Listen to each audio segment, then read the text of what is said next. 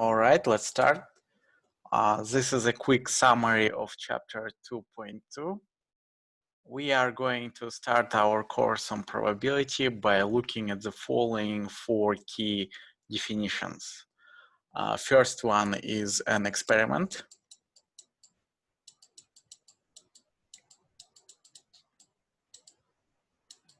So experiment is a procedure that in theory can be repeated infinitely many times. So for instance, if I'm flipping a coin, I can repeat that infinitely many times and it can be considered as an experiment.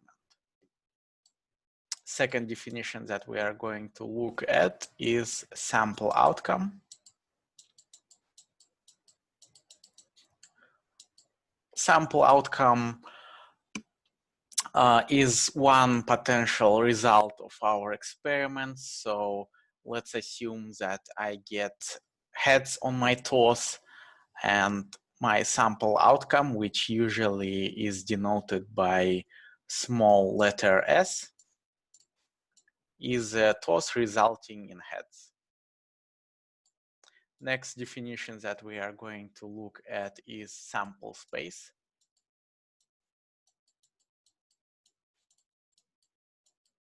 Sample space is a collection of all possible results of our experiment. So sample space is a collection of all possible sample outcomes.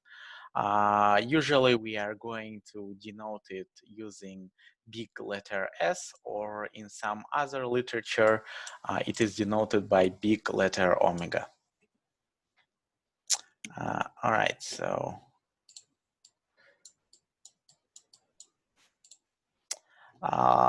let's assume we have our sample space here. It's a collection of all possible results of our experiment. Let's denote those single dots as single potential eventualities of our experiment. Those are sample outcomes.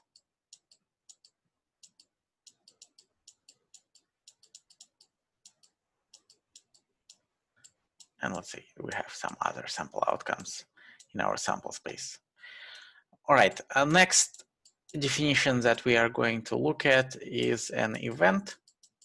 So event is a subset of our sample space. So it's a collection of sample outcomes. So we usually going to denote an events using big letters, let's say A or B, and so on. So event is a subset of our sample space. It's a collection of some sample outcomes. So here is our event A, for instance. Since an event is a subset of sample space, it can be the whole sample space itself, or it can be an empty set. All right. To get used with the notation, let's take a look at the following example from our book. All right. So we are flipping a coin. Okay, let me make this one bigger.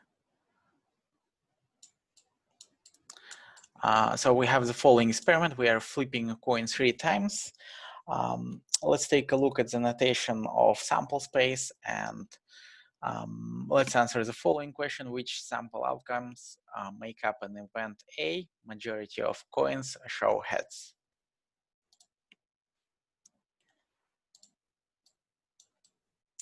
All right, so we are flipping our coin 3 times. Each flip can result in either heads or tails. Let's exclude all other possible options. So each flip has 2 possible sample outcomes. We are tossing a coin 3 times. There are 8 elements in our sample space. So let's enlist them. Our sample space is going to consist of the following elements. Let's denote them as ordered triplets. Let's assume that we get 3 heads on all of our 3 tosses. So it's an order triple, H, triple heads. Another possible outcome is 2 heads, 1 tail, tail on a third toss, head, tail, tail on a second toss, other 2 are heads, tail, head. What else do we have? Head, tail, tails, heads, tail, head, tail, and tail. All right, so here is our sample space. All right, let's take a look at the following event. Majority of coins show heads. So we have to select out of elements in our sample space, the sample outcomes where we have more heads than tails. All right, so event A, triple heads. Obviously, we have more heads here. 2 heads, 1 tail. Heads on first and last toss. Heads on last 2 tosses. All right, and that will be it. Other outcomes have more tails than heads. All right, so here is our event A. All right, so this is a notation that we'll be using for enlisting elements in our sample space, and this is a notation we'll be using for our event. All right. Okay.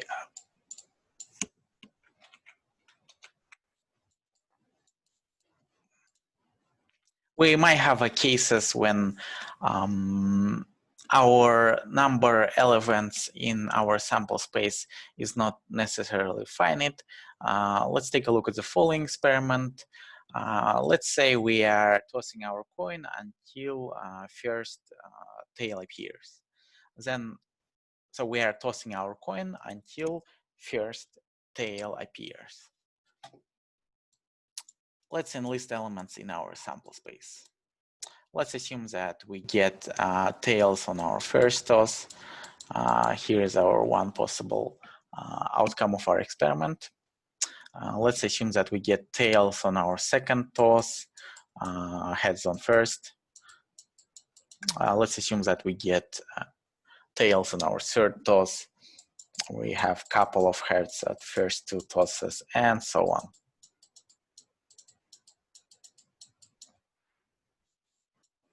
Let's assume that we get first 4 tosses as heads and the last 5th toss is tail. So number of elements in our sample space here is not finite. We can use the following triple dot notation to show that our list here continues. Okay.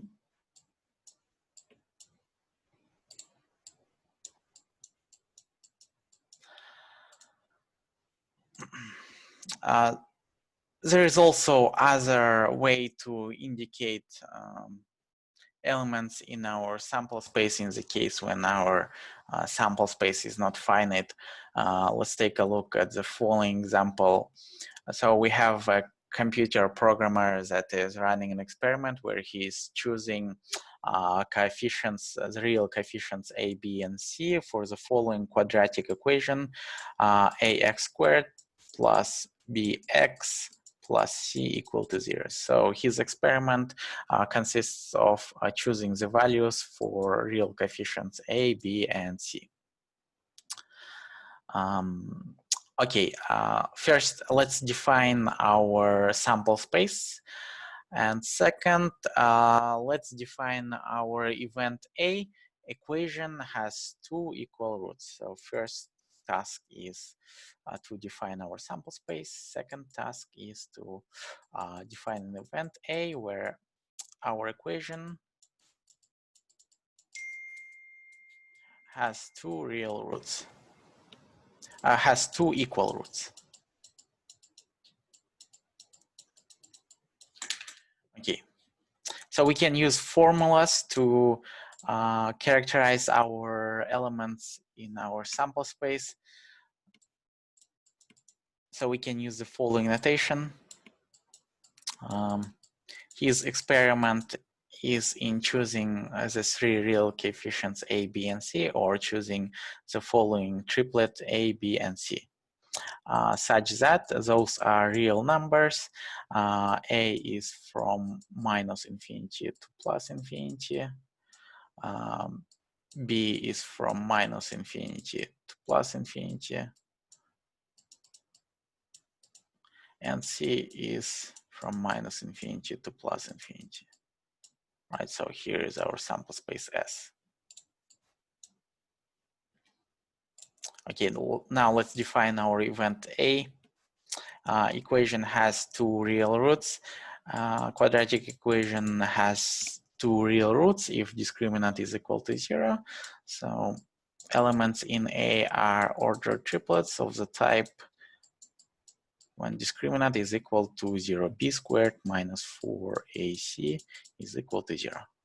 Right, so here is our other way to define elements in our sample space or events in the case when our sample space is infinite. Okay, great.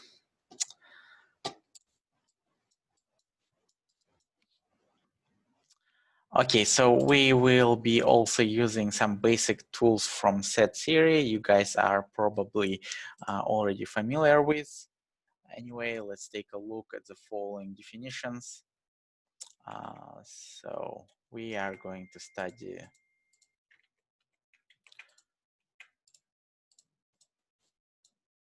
let me make this one bigger.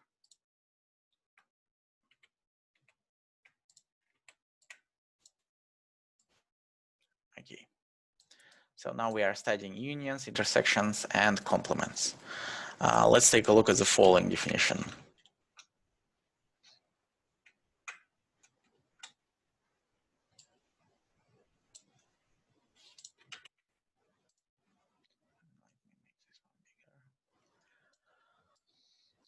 All right. So let's assume we have 2 events, A and B. Then intersection of those 2 are defined as the events whose outcomes belong to both A and B. All right, so the union of A and B is the event whose outcomes belong to either A or B or both. All right, let's take a look at the following example. Let's assume that a single card is drawn from a poker deck. Let event A be an event where ace is selected. So event A is an event where we have ace. So outcomes in our event A is ace of hearts, ace of diamonds, ace of clubs,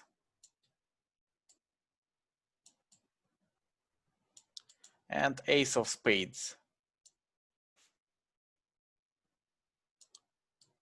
All right. Let an event B be an event where a heart is drawn.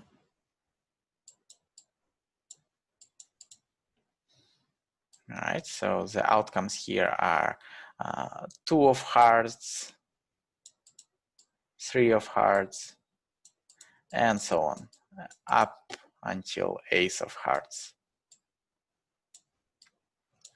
All right, so the next question is, what is the intersection of those 2 events? Those 2 events have one element in common. They both have ace of hearts in them. So intersection of those 2 events is a single element, ace of hearts. All right. What will be a union of those 2? Right, so this is not really good color to use. Union of those 2 can be denoted as simply enlisting elements in A, then enlisting elements in B. So ace of hearts up to ace of spades. Then we are going to enlist elements in B, 2 of hearts, 3 of hearts, and so on, up until the ace of hearts, but we already mentioned ace of hearts at start, so up until king of hearts. Okay, so here is the union of those two events, A and B. All right, now let's take a look at the next definition.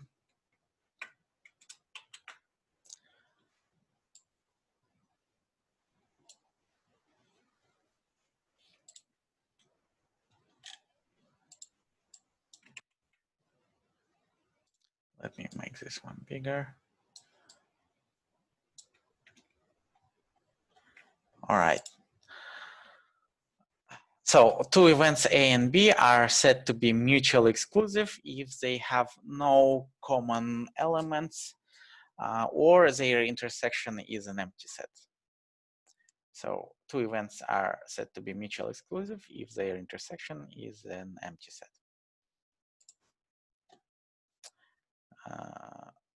All right, so let's take a look at the following example. Let's say we have an experiment where we are throwing a die. Let's take a look at our sample space. So sample space is numbers from 1 to 6 and so on.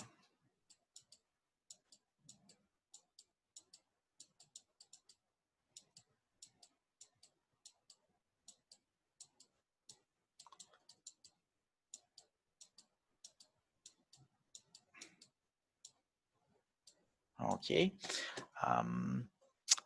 Let's take a look at the following two events. Event A is an event where we get an odd number on our throw. Event B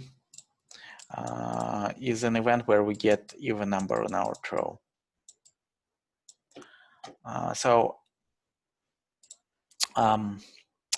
Event A then consists of the collection of the following sample outcomes: 1, 3, and 5. Right, so here is our event A. Event B consists of numbers, even numbers, 2, 4, and 6. So here is our event B. Event A and B, they have no common elements. Their intersection is a null set, meaning those two are mutually exclusive. So event A and B are mutually exclusive. All right. Let's take a look at the following definition now.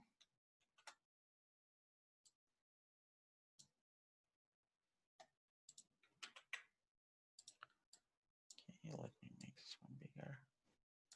Okay. So we use an upper index C to indicate a complement of some event. Let's assume we have event A, then A, C is A complement. So A complement consists of all outcomes in sample space except those that are in A. So if we have our sample space omega here and some event A, then A complement is everything outside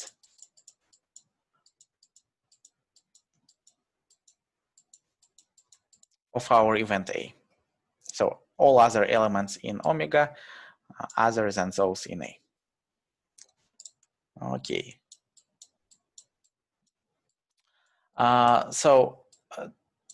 For example, if we look at our sample space from our previous experiment of throwing a single die, then elements in our sample space are numbers from 1 to 6. Then here is our event A, where we get an odd number on our row. Then numbers 2, 4, and 6 are going to be in complement of A complement. So B is a complement of A. Okay,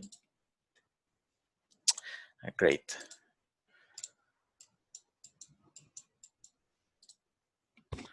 We will also be using Venn diagrams a lot. You guys are probably already familiar with those. Anyway, let's take a look at an example at the following simple Venn diagrams. Let's say here's our sample space. Let's say we have two events A and B. Let's use Venn diagrams to show the intersection of those two. So intersection of A and B is the following region in red.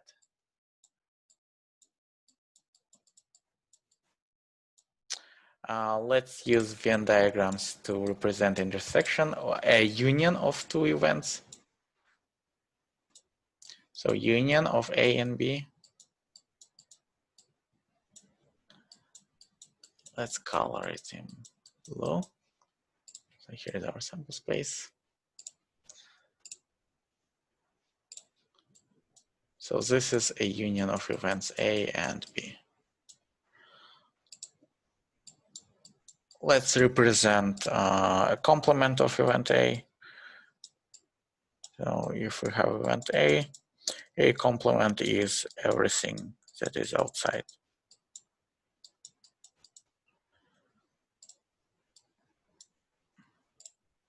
Again, now if our two events are mutually exclusive, then they have no elements in common or they have no intersection. So A and B are mutually exclusive.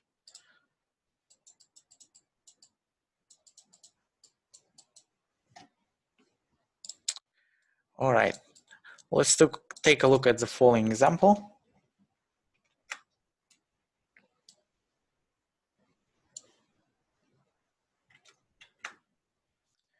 Second, let me copy that. Let's make it bigger.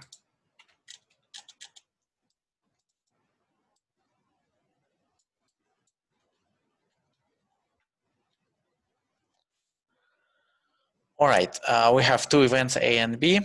Let's draw using Venn diagrams event that exactly one of the two occurs. So exactly one of the two occurs, meaning that they do not occur at the same time, meaning that we have to exclude their intersection from their union.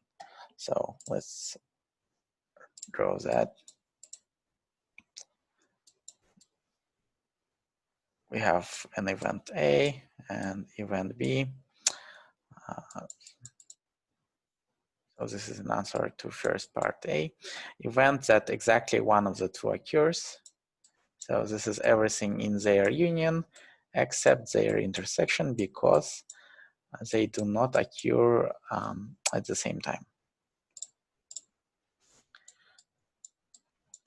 All right, part B, event that at most one of the two occurs. So at most one of the two occurs, meaning that either A can happen, B can happen, or none of A or B can occur. It means that we have to include everything in our sample space except for their intersection. So at most one occurs, meaning that both of them cannot occur at the same time. So here's our sample space, A, B. So event that at most one of the two occurs is everything in our sample space except for the region of intersection of those two.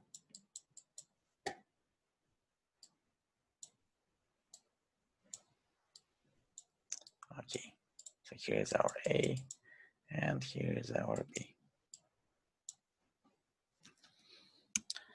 All right, guys, so this will conclude our summary of chapter 2.2. Next chapter that we are going to cover is chapter 2.3.